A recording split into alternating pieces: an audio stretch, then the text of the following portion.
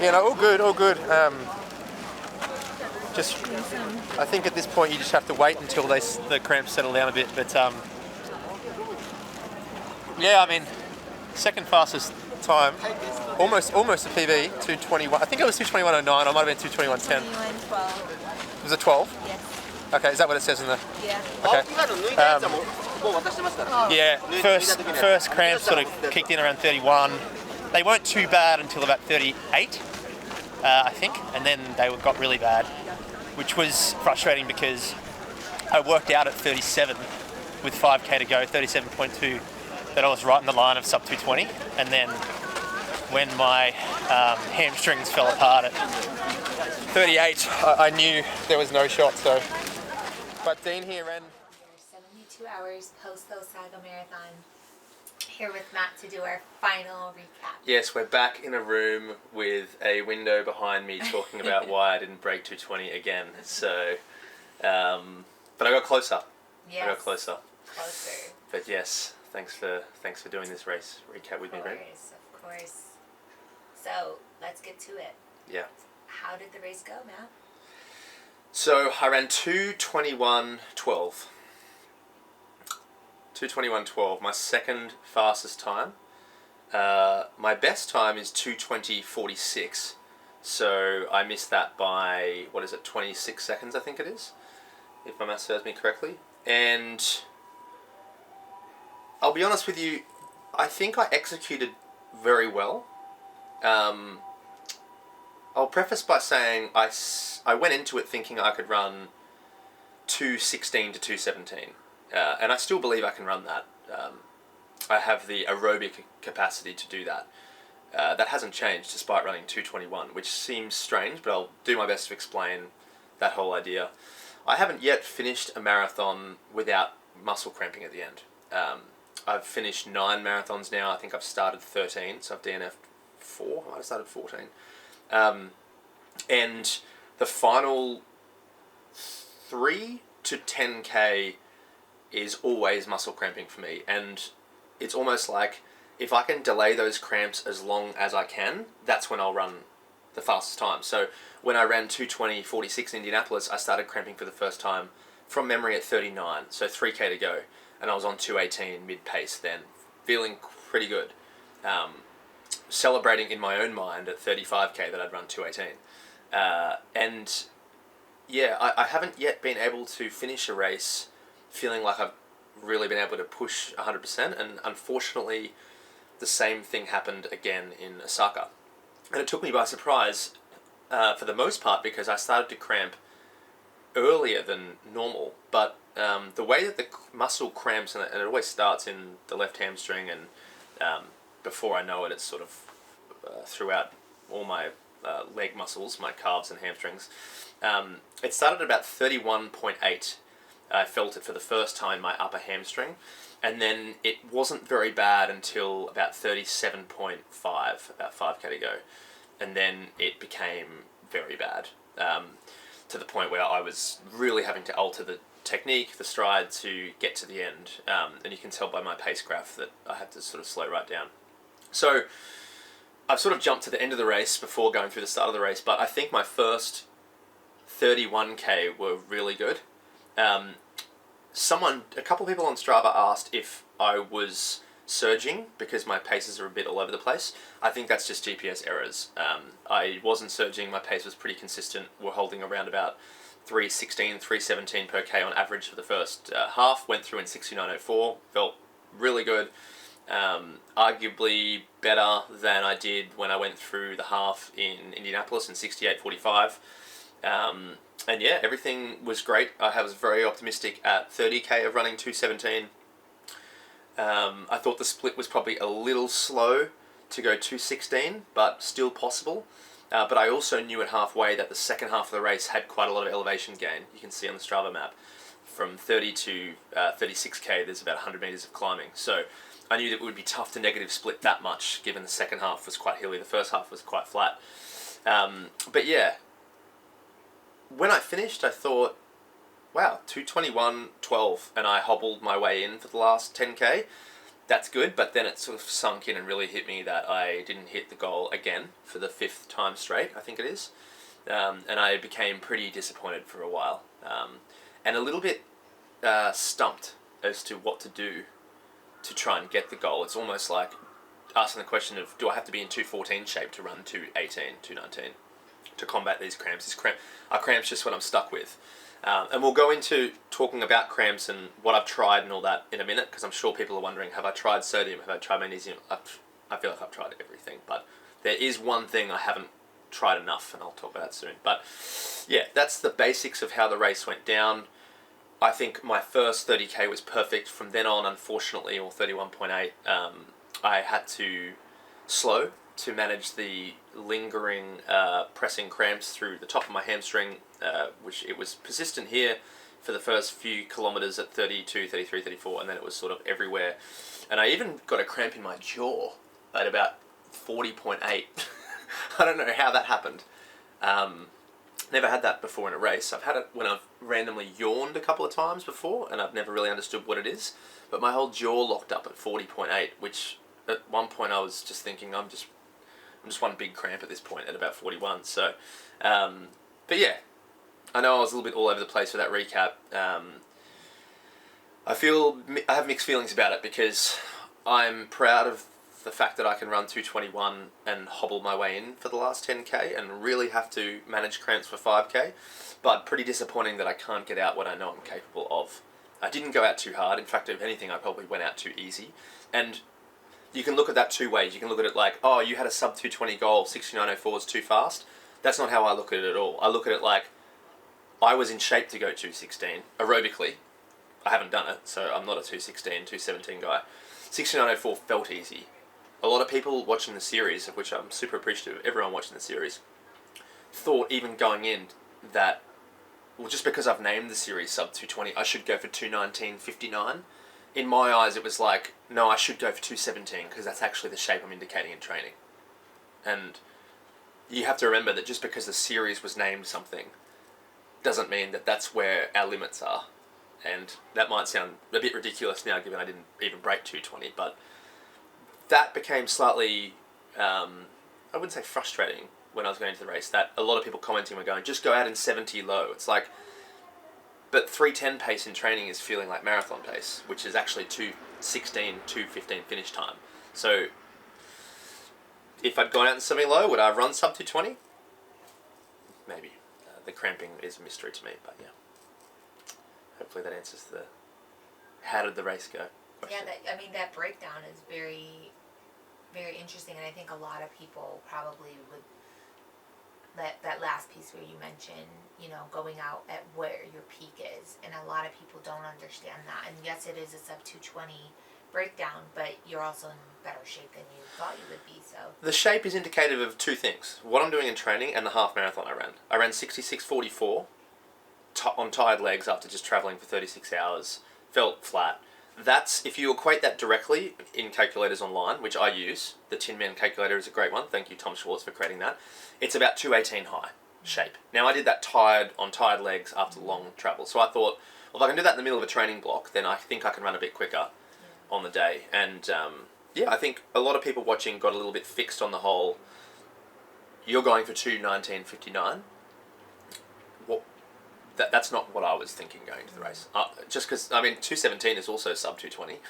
But, yeah, I didn't do it. So, I've got to figure that out.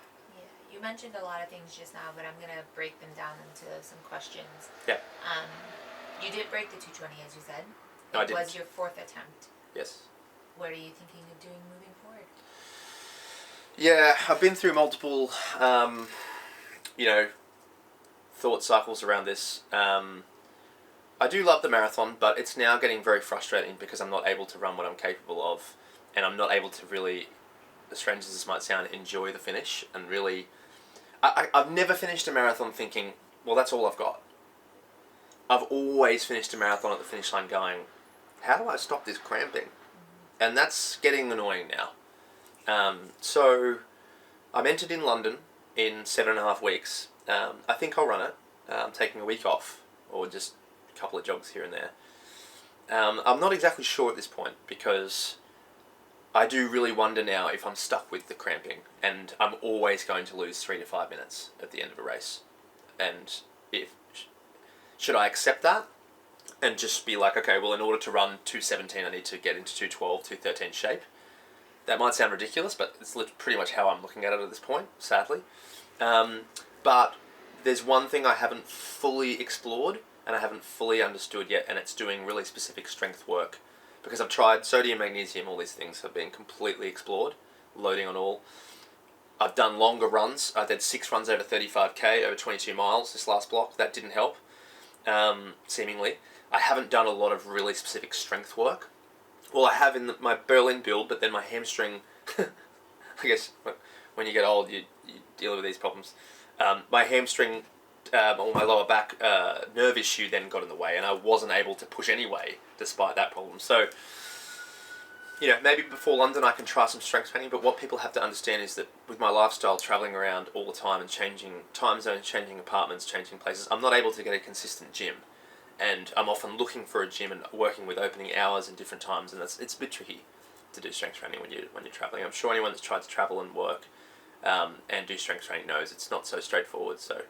But that's something I haven't fully explored, and I'm willing to try at some point soon, if I get the chance. Okay, great. You touched base on this a little bit, but when you were starting a race, you went into it in a different strategy. So, did you think you went out too hard? Or some are suggesting this? Yeah, some suggested it. No, in fact, I probably, if anything, did I go out too hard? I don't know. In general, I feel like I certainly didn't, because at halfway things were well and truly in the right zone for me, effort-wise. Did I go out too hard because I didn't break 2:20? I don't know. If I'd gone out in 70.5, would I have broken 2:20? Possibly. Maybe cramps wouldn't have kicked on so early, and I could have run faster in the second half. Who knows? But to answer the question, do I think I went out too hard? Purely based on how I felt at 20 and 30 to 21 and then 30k, the answer is definitely no.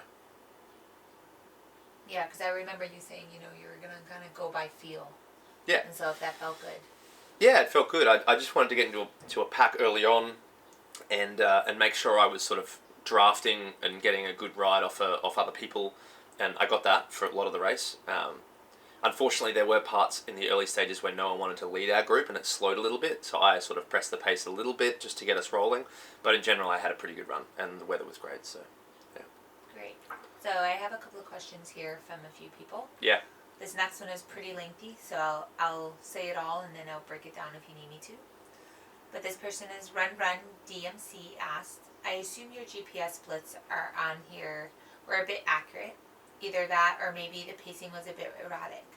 Maybe you need a little charm to run with it if you think it's bad luck. I assume your GPS splits on here are just inaccurate. Either way, can you kind of break that down for us, and if you think not, best of luck. Yeah, I saw that comment on Strava. I like the subtle piss take. Thank you, Run DMC, about maybe I need a little charm to run with if I think it was bad luck. Look, I do think it was. I mostly think it was a little bit of bad luck because I don't really know what causes the cramping. There's no correlation to me anywhere about what it is. I can load on sodium, magnesium, and then the cramps kick in earlier. I can do a lot of long runs and the cramps kick in earlier. So I've never worked out why I'm cramping. So that's why I'm saying until I work it out, it seems like luck to me. Because in Indianapolis, I did less long runs. I did less of everything that I would have thought would help cramping, and then I cramped the latest. And then here I thought I'd covered all bases to stop cramping, and I cramped really early. And so it doesn't really seem to be any correlation between cramping and preparing, for me anyway, other than the strength work that I haven't properly explored. So that's why I've said maybe it's just bad luck. Maybe the cramps are random, and it depends on so many factors that are all equating to one thing, like stress and sleep and all these things. I really don't know. And as for the GPS splits being inaccurate, yes, they were definitely not fully accurate, because I think someone said on Strava maybe it was the 2:55 kilometre I did in the middle that caused the cramping at the end. That's a GPS error. I didn't run a 2:55 in the middle of the race. Well, thanks for sharing, and thanks Run DMC for the question. Yeah. Next one is Peter Diamond asked, was your taper too short? Maybe a longer taper would mean fresher muscles for the race. Yeah, look, when you don't hit a goal, you can come up with all these theories as to why it didn't work out. I don't think that short taper has anything to do with it because I do really good training sessions without tapering, without cramping, 35, 40k runs. So, there's no taper there and there's no cramping there. So I'm not sure why tapering more and it being more fresh would mean less. Sorry for the banging.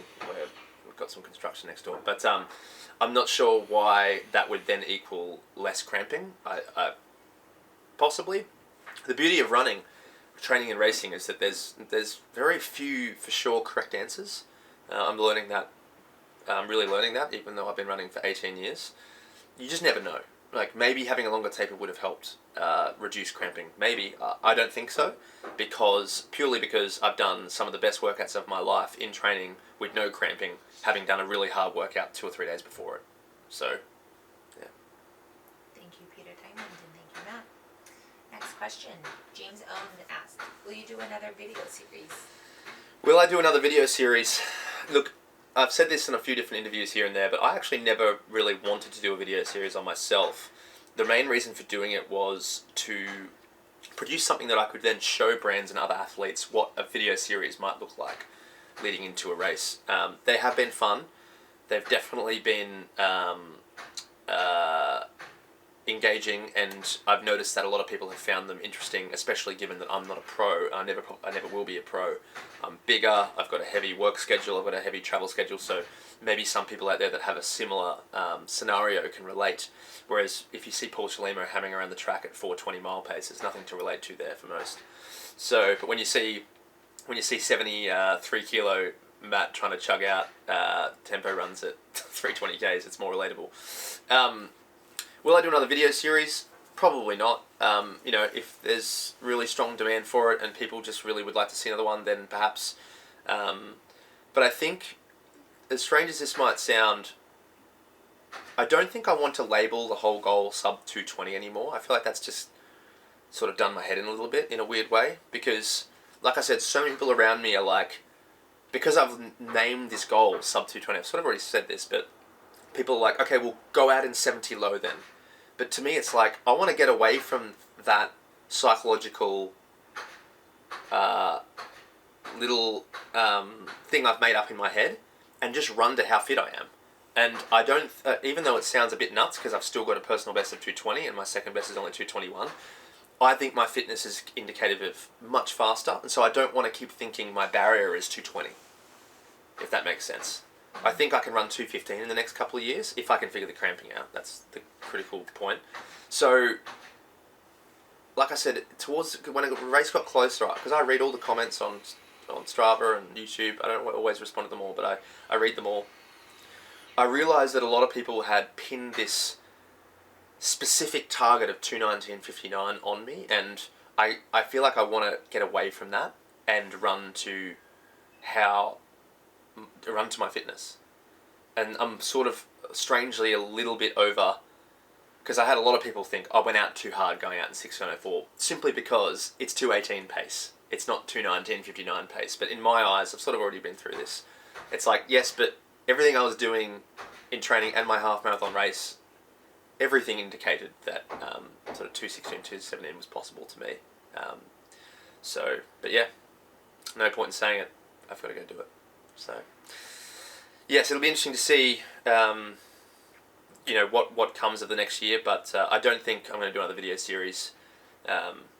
Maybe a podcast series might just be easier to do. But I think I'm going to label it something else. Yeah. This is a question, I guess, from myself and maybe a lot of recreational runners would ask this question is, this build-up was very different. You went to Kenya, you were at high altitude, I would say probably most of the time, which you have done before at Boulder. But what would you do differently? I mean, this build-up was really good to the sense where, you're at your strongest. I've seen it. What would you mimic again, and what would you try to avoid? I'd do everything the same. I would just add everything the same. I think my training, my altitude preparation, who I trained with, what I did was all great. And I know that because in the last 3 weeks, some of the things I did in training at not even at 100% effort. 15 by 1K, 40K run at 3:38 pace with Richard Ringer, 3 by 5K, all in sub at 16 minutes. These efforts were all not at sub maximal effort, but they were all. I realised at this point that the things I'd done in training in the 8 weeks prior were good for me. The only thing I'd change is I would try and do specific strength work again. It's just a real challenge in my life, with my other things in life, travelling around and stuff. So that's the only thing I'd change. Would you feel the same way as well? Fuel? Yeah. I think my fueling was pretty good. I think I nailed that on the day as well. Took in around about that 80 grams of carbs an hour.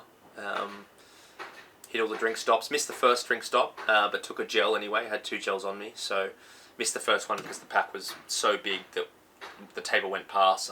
I noticed it too late. But had a gel, so took that and took some water. So yeah, I think it's a difficult place to be, because I think I wouldn't change anything. I just need to work out how to not cramp in a race. And funnily enough, the very first marathon I did in 2:59, I cramped at the end of that. Then cramped at the end of the 2:43 shortly after that. Cramped at the end very badly at the end of the 2:35 after that. And so after every marathon, I'm sort of sitting there with the same thoughts. It's like, well, everything I'm doing in training is good because I'm progressing a lot in training, but I still haven't worked out how to finish a race without my muscles exploding. So that's still the question that sits out there for me. Yeah, and I did read a few people say maybe it's a psychological thing, but you do cramp during your build-ups sometimes that people don't maybe remember.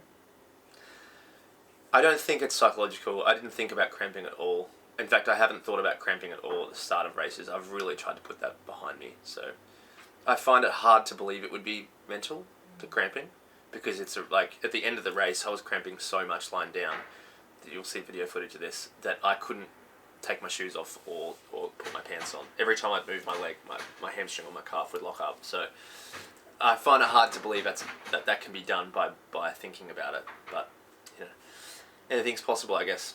Yeah, well, I think I speak for everyone when I say thank you for sharing all the little things, the good, the bad, especially, because it really helps, I think, all of us improve. So, and all those that have joined you in this journey. So we all thank you and our sponsors. Yeah. Huge thank you to everyone that's followed along. Sorry if I was harsh today about, pointing out what people are saying on comments. I mean, anyone watching and following along, I appreciate you all very much. It's really cool actually to have the support like this. It's something I didn't really,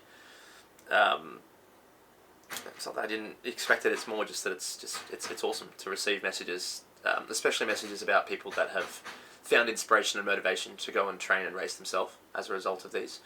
And yeah, like you said, a massive thank you to the 4 sponsors of this video series that have funded it and brought it to YouTube, so that we can afford to do all this. Soar Running, Top for Running, Precision Fuel and Hydration, and Pillar Performance. I really appreciate you all. Looking forward to working with you all moving forward, and just 4 awesome brands that I recommend you all check out. Well, thank you, Matt, and thank you, everybody. I knew there was no shot, so. But Dean here ran 2:17. Oh, well done! Thank you. 2:17 what? 2:17:40. Fantastic. Thank you. Good on you. What Almost. does that place you? Oh, I'm not sure. I don't know. Yeah, no, happy with that. But yeah, so second fastest time. Happy with that. Thank you. I still haven't worked out this cramping thing. Yeah. Something for us to work on for London. I don't know how to deal with it. I think it's just. Yeah, I don't know. I feel like I've tried it all, but. Yeah. Anyways. How'd you find the course? Yeah? Yeah, it was pretty dead flat until 30. It was nice. And then a few little hills, but nothing too extreme. No, I think there was the big hill was at 28 k's, I think. Okay. Yeah, I'm able to get up now. So yeah, I mean. Full dress. Yeah. Shoes and everything. Well, I haven't finished a marathon without cramping yet, so I feel like I'm a bit of an expert at dealing with them, even at last scene, if I could do that. Yeah, I give that. It's. I don't really know how to feel about that because I finished, aerobically fine. Definitely know I'm the fittest I've been, but just very frustrating to have to, so with 5k to go, there was a marker with 5k to go, 37.2k. I did some math in my head and realised if I sustained the pace, I would be, I'll rewind a second, 31k, the cramps kicked in a little bit. They weren't too bad, they didn't actually get any worse until about 37.2, 37.5. And then I did some math in my head to know I'm going to go about 2:19.5 if I just sustain that pace. I think I worked out I just have to just kick. So I put my foot down at about 37.5 and then my hamstring fell apart, just completely cramped. Almost stopped, kept going, calf went, other hamstring went, quad went, and just sort of limped my way in. I knew at 40k I wasn't going to do it, and then it was just about getting to the end. I was a little bit surprised again to see 2:21. I thought I was running way slower in the last couple of k, managing the cramps. Thought I was running 4-minute k's, but I think it was probably closer to 3:35, 3:40. Yeah, just missed the PB by 28 seconds maybe, something like that. So 30 seconds. So I don't know. I give it a B. Very disappointed to not go under when I know I can. I know I sort of had the ability to today, but cramps are part of the marathon. I still haven't figured them out. I thought it was about doing more long, hard runs, but and I thought I'd done enough leading into this race, but that wasn't the answer. So I had a lot of sodium and magnesium during the race, so that's not the answer. The answer is still unknown. How to finish a race. I've never been able to finish. This is the most frustrating thing for me. I've never been able to finish a marathon with in the last 5k being able to really push and go, right, here we go. Because every time I try to do that, my hamstring or my calf will cramp. So, yeah. But I'm stoked to have you guys here. I'm stoked to see Lisa run well, Dean run well. Lisa ran a PB. 2:23 low, I think. Dean ran well. So now we're going to go get some food, maybe some beers, and enjoy the afternoon. But yeah, appreciate everyone watching. Pretty disappointed once again, didn't go under. But you know, it is what it is, and I still have to work out this cramping thing, and I know I will, but it'll just take some more time. So I don't know what else to try at this point, honestly, but it just might come down to luck. I don't know. I mean, to start cramping at 31 point, I don't remember exactly when it was, 31.2. My Strava graph will probably show it because I think I had a quick, I didn't stop, but I had to slow down. That's early. It's very early to start cramping. It's not losing fluid. It was cold today. I wasn't sweating that much. I don't know what it is. But I'm proud to be able to run 2:21 cramping through the last 10k. Yeah. Anyways, did my best. I think the more marathons I do and the more experience I have in this, the more I realise I'm as lame as this might sound. Hello, cameraman. I'm just happy to be here. Like, I really am. I was saying to my mum here before, who followed my journey through the middle distance days, would you ever imagine 5 years ago to be at the Osaka Marathon elite field? No way. So I'm happy to be here. But thanks for watching. Bummer I couldn't do it, but keep rolling, keep trying, and yeah, if I ever figure out the cramping thing, I'll let you all know how it works. But right now, don't ask.